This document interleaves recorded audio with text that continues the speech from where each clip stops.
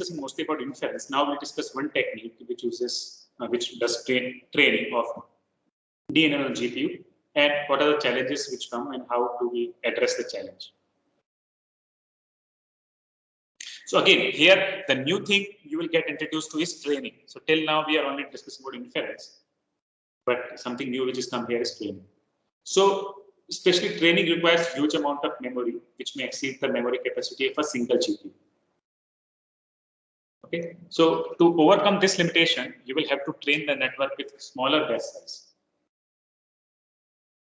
Okay, because the more the batch size, more is the more is the amount of memory which is required. Or you have to parallelize the training over multiple GPUs, just as we discussed this DGX system. You have to split your training over multiple GPUs. Okay, this is one point. Next point is that current deep learning frameworks such as PyTorch or TensorFlow, they use network-wide memory allocation policy. So here, what it means? See, you have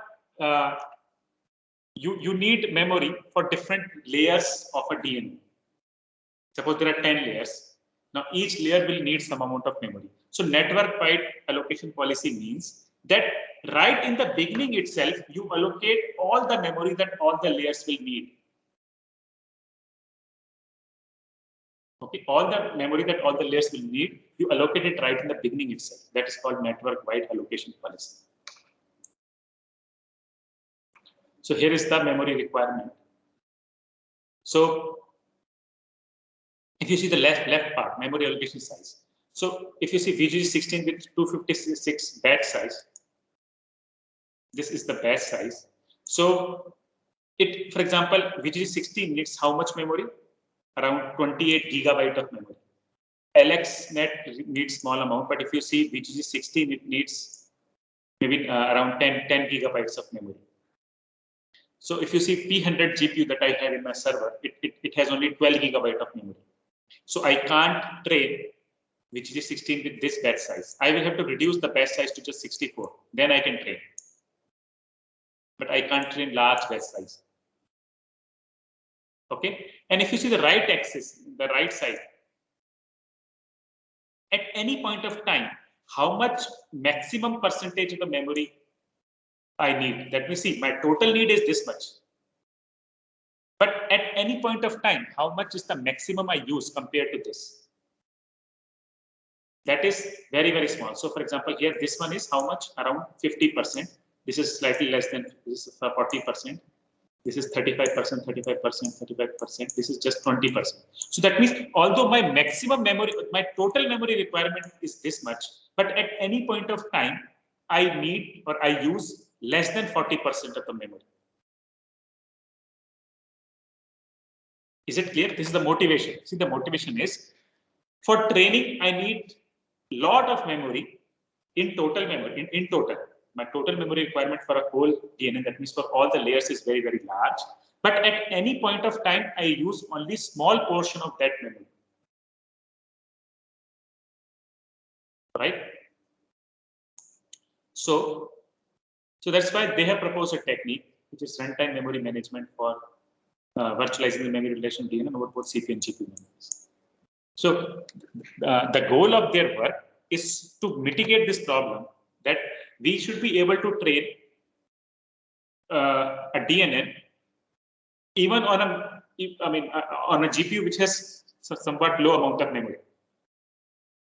Right? Your total memory requirement is very, very large, but at any point of time, you need only small amount of memory. So we use this observation to be able to train this large memory requirement GPU on a this DNN on a smaller GPU. That means a GPU with smaller memory. Okay, so here first observation they make is that deep neural networks have multiple layers. Okay, now in DNN training, layer-wise computations are performed in a fixed order. Okay, for example, we first do the forward pass. Forward pass, we train from layer 1, 2, 3, 4, 5, 6, 7, and then we do the backward pass.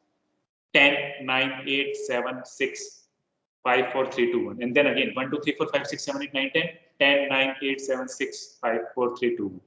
So this order is repeated billions of times, or millions of times.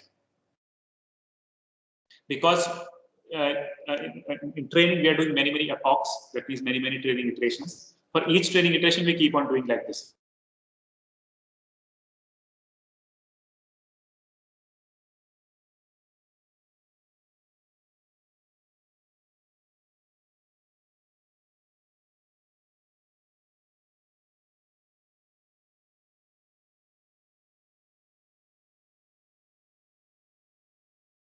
Memory that all the layers need.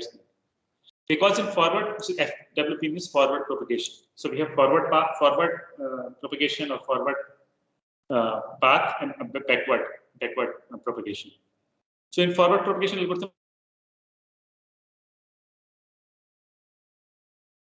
backward propagation paths. So all the feature maps need to be present in GPU memory till the completion of the backward computation, or this BWP computation. Okay, so see, the point is layer number 1. Suppose just we have 10 layers. Now layer 1 will produce some feature map. Now you go, layer 1 has produced something. Okay, I keep it here. Now I go layer 2, 3, 4, 5, 6, 7, 8, 9, 10.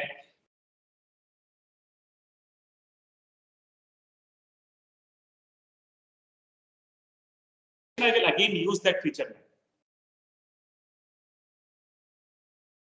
Of layer 2. When I come back in the backward propagation, I will again use that feature map. Okay, so that means I have to go do forward propagation for 8 layers. Then I have to do backward propagation for 8 layers, and then I again get back, come back to use it. So during all that time, I have to keep it in my GPU memory because I can't deallocate it. I have to keep it in the GPU memory. Okay, so keeping everything in the GPU memory is that I don't have to do any data transfer between CPU to GPU. Right? I keep everything in the GPU memory, and when I again need it, I will use it, and then I will release it. But till all that time of 8 layers, and going forward 8 layers, coming backward 8 layers, this remains in the GPU memory.